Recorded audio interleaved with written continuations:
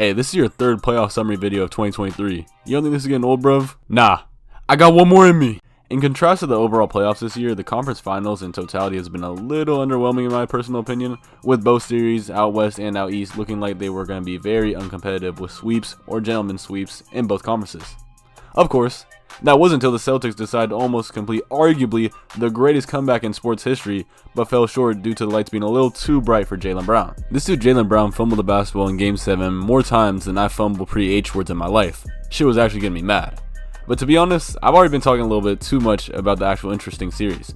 We have to warm up with the sweep out west. So let's finally get to talking some hoops with the Lakers and the Nuggets. Now when the Nuggets took a 3-0 lead and then the Celtics also took a 3-0 lead, I was ready to title this video something along the lines of biggest snooze fest ever, or something like that, I don't know. But as we all know, that ended up being the case for one of the series. But for the Nuggets and Lakers, it kinda was. Now it was always my prediction that the Nuggets would make it out of the West fairly easily, but for them to sweep the Lakers was kinda unexpected. I never thought that D'Lo would sell so hard in games that actually matter, and then that Jamal Murray would average 33 points on 50-40-90 splits. He was running the Lakers on historic efficiency. My Canadian saver was putting up some crazy numbers, I'm not gonna lie. But to talk about the Lakers for a minute, to be honest, we can all clown on them for being swept in the first round, but we have to be fair. No one really expected them to make it to the conference finals, and for them to cook up what they cooked up at the deadline, getting Rui Hachimura and everyone else that they acquired, D'Lo, they put together a solid team to make it to the conference finals, and we gotta give them some respect for that. And even though they got swept, people were still trying their hearts out there, like Rui Hachimura, Austin Reeves, Braun, and AD. They were all giving it their all in this series to no avail because Dennis the Menace and Ice Cold D'Lo wanted to do their best Casper impressions and ghost the whole damn series when they were needed most. But again, at least they made it to the conference finals. LeBron was halfway to death's door, dropping a 40-point triple-double in elimination games like it's still 2009 or something. Carmelo retired and LeBron took his quote mad serious. This really is nothing new. The other members of the Lakers trolled so hard that they almost threw LeBron on a rocking chair with Udonis Haslem. But yet again, Lee Cap striked again, and he knew he didn't want to retire.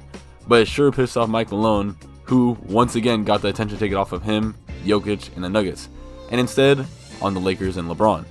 And speaking of Jokic, if I told you in 2013 that this was the man that would make LeBron James consider retirement, the dude who was considered the chosen one out of high school, would you have believed me? Be honest. Yeah, you wouldn't. Anyways, I'm sorry my sugar plum blue bear, Pookie Snookums Bubba Wubba LeBron, but you lost. He will always be my glorious monarch and strive for greatness. Kid from Akron. Alright, now that's enough of LeBron releasing. We can officially get on to the more interesting series involving a fan base advocating for segregation and a team winning games solely on the power of friendship and tomfoolery. Which of course is the Miami Heat and the Boston Celtics.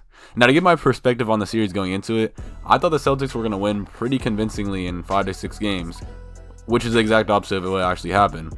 Jimmy Butler and Caleb Martin decided to become the greatest duo of this year's playoffs in the first 3 games, taking a commanding 3-0 lead in the beginning. And let's all be honest here, we all thought it was over, unless you're like Dom 2K or something, who by the way is having a panic episode on Twitter right now, so someone should help him out. I don't know who, but this dude's thinking it's like 2020 again. He's been going from thinking it's 2022 to 2021 to 2020. It's getting a little crazy. Someone needs to help him out. But anyways, the series started off very weird, with the Heat taking game 1 in a non-convincing way, but they definitely came into the Celtics' house and asserted their dominance, just showing that the Heat weren't playing around. So, game 2, what did we think were going to happen? We thought the Celtics were going to bounce back and take the game. Nope, it didn't happen. And then the Heat took another game. So going into game 3, it was do or die. Everyone's expecting a close game in the Heat's house. You know, Celtics have to steal one.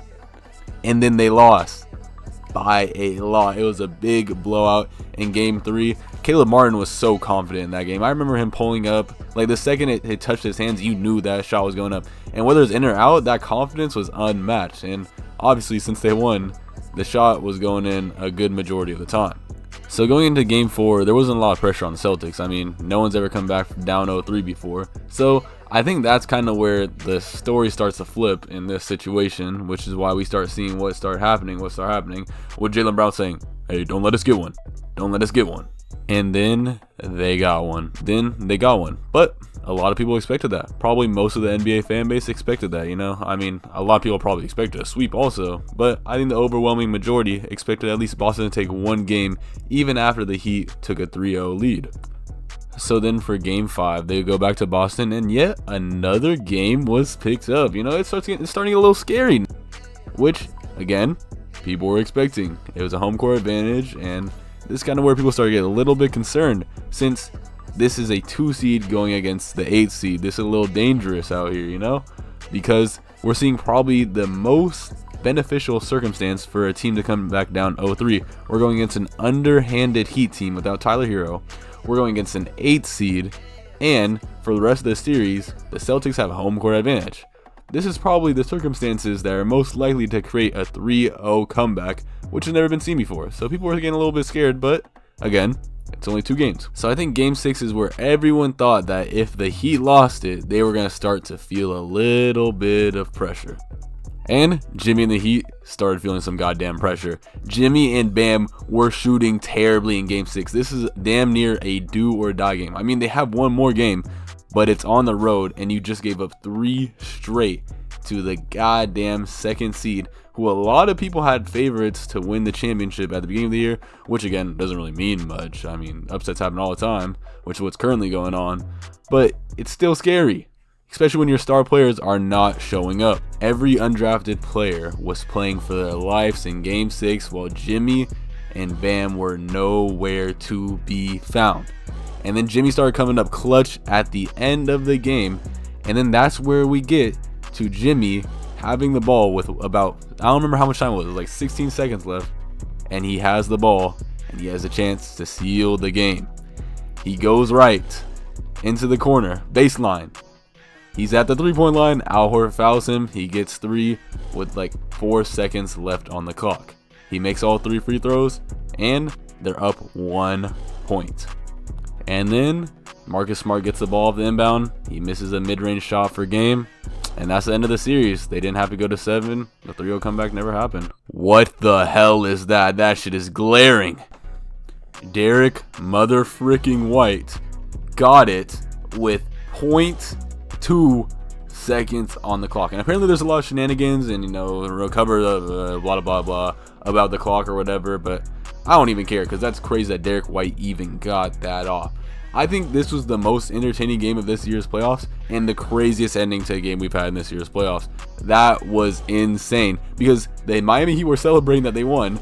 Like, there were pages on Instagram, like big pages like League Alerts and, you know, all these other pages posting Miami Heat win the second that happens, and then the Celtics won. We're going to a game 7. This has only happened like I think 4 other times in NBA history. This was gearing up to be one of the most intense game 7s of all time, with a lot riding on the line. And then the Heat just blow them out. What is the ending to that script, Adam Silver? Lock in, man. Who wrote on the script that Jayson Tatum had to sprain his ankle in the first play, and then I have to see the absolute worst performance I've seen from Jaylen Brown ever? Just ever. What was he doing? Someone get the ball out of his goddamn hands so I can see a good game 7 in this playoffs for once. Kings vs Warriors, blowout. And Philly vs Celtics, blowout. And now, Heat vs Celtics, blowout. Give me a good game 7 2023 playoffs. Good lord. It came out that after being down 0-3, Al Horford apparently took the Celtics to Top Golf or something, but I really couldn't tell with the way that nobody was stroking that damn ball besides Caleb Martin. Like, Caleb Martin's strokes were going insane that whole game. Everything was touching it. It was barely even touching the net. Every time I saw him touch the ball, it was going in. J. Cole really found a great prospect, and if you know, you know. I'm really just sad that we had to end such a dramatic series in such a boring fashion. But I'm also kind of proud of the Celtics, even though that their fan base is full of a certain type of people. Yeah, you know who you guys are. Most of you. Some of you guys are cool. Like B-Souls and Domske. Y'all are pretty cool. But yeah, proud of the Celtics for coming back down 0-3, and I'm proud of you. With graduation and a bunch of other important stuff coming up, and the summer in general around the corner, if you haven't heard it recently, I'm proud of you. If no one else has said it, I'm proud of you. I recognize all the hard work you're putting in, and I know you'll continue to do so, because you're you, and you'll never stop working, because you know you got what it takes. So don't ever give up, because failure is just an illusion, and success is right around the corner. Keep going. I know you got it.